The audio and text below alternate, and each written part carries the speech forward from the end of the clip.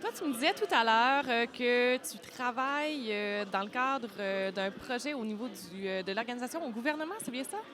Oui, en fait, je travaille dans une organisation qui s'appelle la CNSST, que les gens Oui, connaissent bien souvent sous le nom de SST ou oui. CSST, si on veut. Puis, ben, c'est ça, c'est pas le gouvernement, mais Mhm. c'est comme le gouvernement. Disons. On est quand Oui. même 4500 employés. Oui. Puis, moi, plus spécifiquement, je suis au niveau des services en ligne Mhm. parce que la CNSST offre des espaces sécurisés aux employeurs OK. et bientôt, dès la semaine prochaine, aux travailleurs. C'est un gros projet qu'on met en ligne. Donc, beaucoup de formulaires, ce qui ne plaît pas à Oui, tout le monde. Mais effectivement. personnellement, j'y vois là un grand intérêt. Mhm. Il y a beaucoup de choses à faire pour améliorer euh, notre prestation de services électroniques. Oui. Puis, il y a- comme je le dis, il y a beaucoup de gens en technologie, il y a beaucoup Oui. de IT, là, mais il n'y a pas tant que ça de monde puis il y a beaucoup de gens d'affaires qui sont là Mhm. pour mettre en ligne des services, Oui. qui pensent à tous les processus, à faire en sorte que tous les systèmes se parlent, tout ça, pour offrir la prestation de services électroniques. Mais la voix du client, amener le client Mhm. à la co-création, tout ça, valider notre performance, si je peux dire ça, Oui. par rapport à eux. Mais c'est quelque chose qu'on fait un peu, peut-être pas assez, mais je pense que c'est un défi pour toutes les organisations. Donc, j'essaie de faire ramer un peu tout le monde dans ce sens-là, puis de faciliter un peu donner un peu plus de vie aux clients dans tout ce qu'on fait. Puis ça, tu parles de donner plus de vie aux clients, de l'impliquer quasiment dans un processus de co-création. Comment tu peux mettre ça en place? Surtout, tu me disais, on est dans une grosse organisation. Ça, souvent, c'est comme bouger un paquebot, comme on dit, c'est pas évident, là. Bien, il faut savoir que moi, je viens du privé. J'ai toujours, ben, Mhm. ça fait 20 ans que je fais du web. Ça a Oui, beaucoup changé.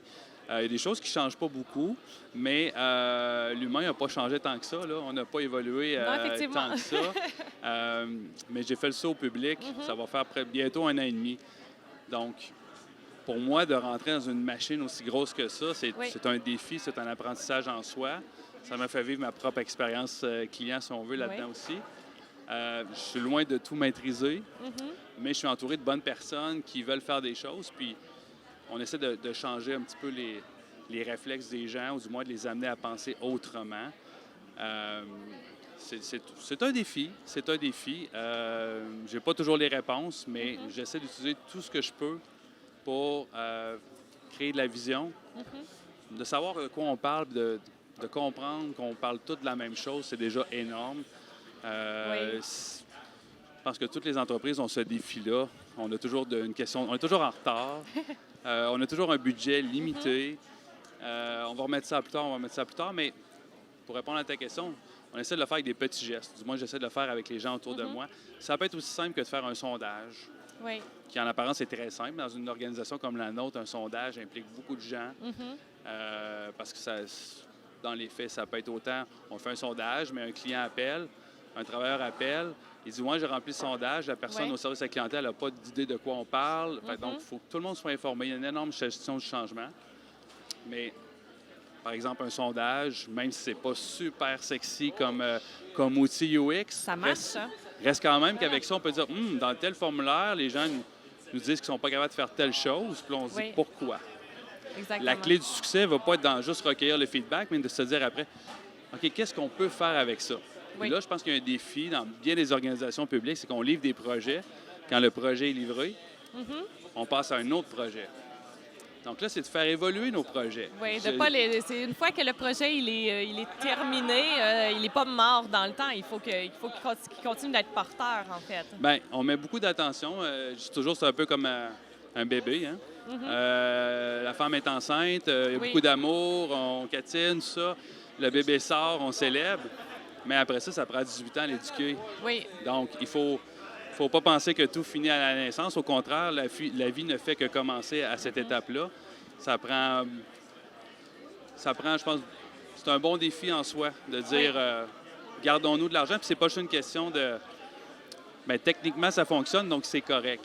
Là, il faut Oui. l'amener un pas plus loin. Puis Faut que ça faire en. continue de fonctionner dans le temps, c'est que ça Oui, c'est évolue. ça. Oui. Puis nous, entre autres, à ce qu'on s'est rendu compte pour pour l'espace client-travailleur qu'on va livrer.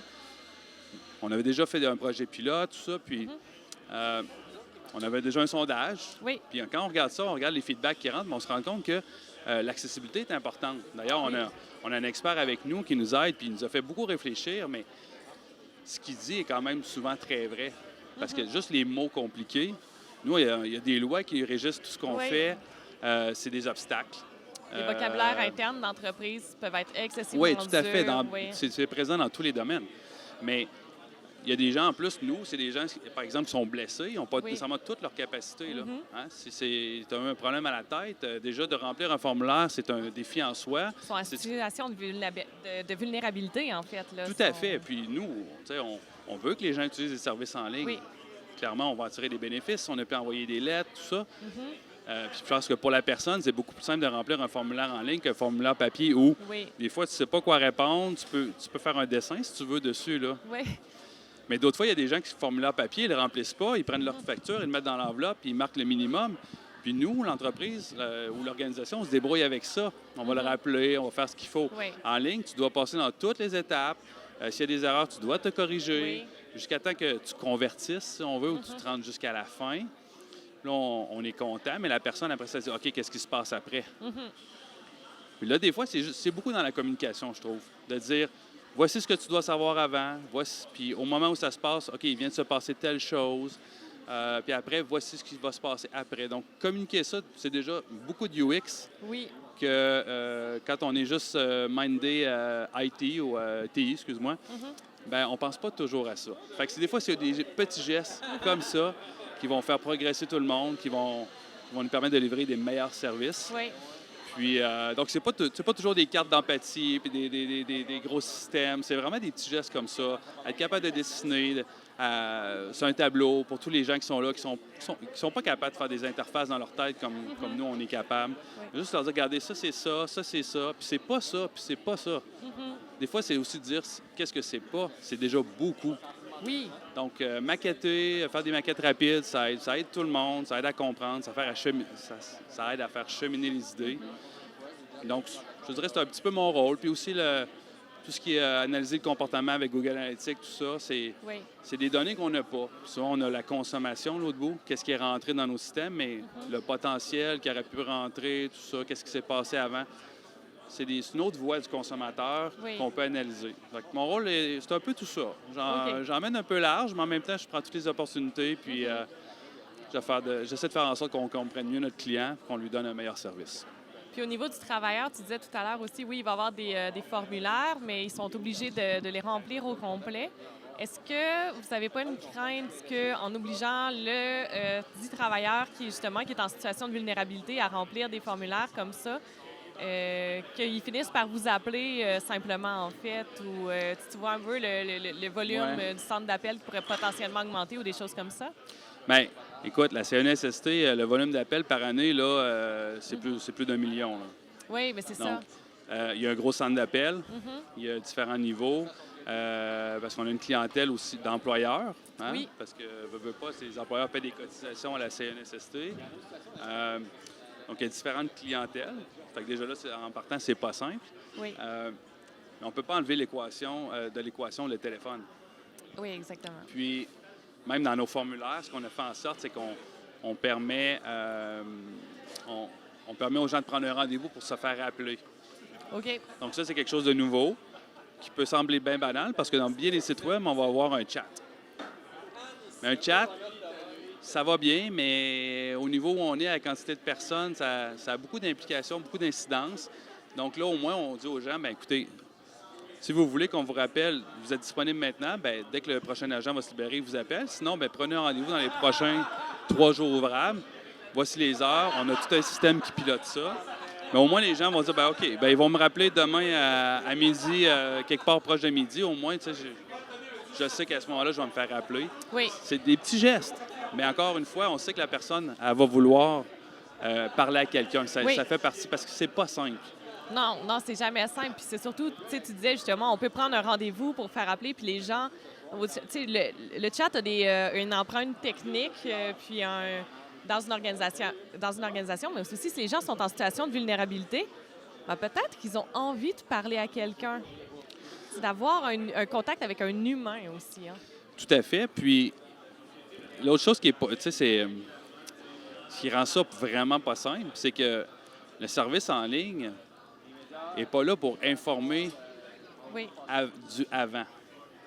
Quand je suis rendu à consommer un service en ligne, par exemple, faire une réclamation de frais, je me suis blessé, j'ai dû aller chez le physio, tout ça, mais la personne dans sa tête, elle a fait beaucoup de choses, elle a son modèle mental, ou du moins oui, sa perception, c'est toujours centré sur elle, ce qui est tout à fait normal. Le service en ligne, lui, il pose des questions assez génériques. C'est un entonnoir de questions sur oui, plusieurs pages. Oui, on valide si le format des réponses est bon, si les réponses ont été répondues, mais le contexte dans lequel la personne vient peut varier énormément d'une personne à l'autre. oui. Donc, quelqu'un pourrait dire, mon Dieu, moi, je voulais entrer mon salaire annuel. C'est marqué de rentrer son salaire annuel. J'invente une question, mais j'ai travaillé juste 3 mois dans l'année. Je fais quoi? Parce que c'est pas représentatif de Ouais, ce tu sais, qu'il y avait les choix de en réponse, vrai. quand on en offre, sont pas toujours les mêmes, mais des fois, ça peut juste être de communiquer. Par exemple, c'est quoi ta situation familiale? De dire, ah ben A, B ou C, puis je ne sais pas. Mais ça, on le fait. Oui, Donc, si tu le sais pas, c'est pas grave. c'est Ça- correct, ça fait partie Tu as le des droit. réponses. Au Hein. besoin, on va te recontacter. Oui, Parce que nous, on a des bénéfices dans l'automatisation des choses. Puis si un élément auquel tu ne réponds pas vient briser une automatisation, oui. bien là, ça implique que quelqu'un te contacte, tout ça, mais on vit avec ça. Donc, le service en ligne est là aussi pour éviter qu'on envoie le plus possible du papier, que ça aille plus vite pour les clients, que ce soit plus simple aussi. Mais l'humain, on ne peut pas l'enlever à l'autre bout. Donc, s'il nous appelle, bien, au moins, on va savoir où il est, dans quel service, les gens sont formés pour répondre. Oui, Puis, fait que c'est beaucoup, c'est ça. Tout doit virer ensemble, oui. si je peux dire ça de même. Mais au bout du compte, on vise avec les services en ligne à offrir un service plus rapide, avoir des retours plus rapides, du feedback aussi qui est là. Mais c'est clair que quand quelqu'un appelle, il faut absolument qu'on réponde à Oui, ses questions, à ses problèmes. Là. surtout que probablement qu'il y a essayé autre chose avant de se rendre à l'appel, finalement. Là. Exact. Puis quand on lit, je reviens au sondage, quand on lit les réponses, c'est fascinant. C'est fascinant de voir des fois ce que les gens écrivent. Bon, on n'a pas toujours tout le contexte parce qu'ils Oui. nous disent pas tout. Là. Ils nous disent juste que pour eux est important, puis Oui. sans nous mentionner tout le parcours, tout ce qui s'est passé. On se rend compte que, ah ouais, ça existe, ça. Oui, J'avais jamais pensé à ça, donc c'est vraiment fascinant. ça ouvre des nouvelles opportunités. Tout à fait, tout à fait. Donc, c'est un beau monde, je trouve. J'aurais pas pensé ça, étant dans le privé avant, mais je trouve que d'être au public puis d'être capable d'avoir une influence positive, espérons-le, sur un produit qu'on va pouvoir faire évoluer avec le temps. Je trouve que pour la deuxième partie de ma carrière dans ce monde-là, là, c'est un beau défi. Je suis très heureux d'être où je suis. Puis je vois qu'il y a du travail encore pour beaucoup d'années. Bien, écoute, on va t'envoyer des candidats potentiels à ce moment-là pour venir travailler avec toi. Bien, pourquoi pas?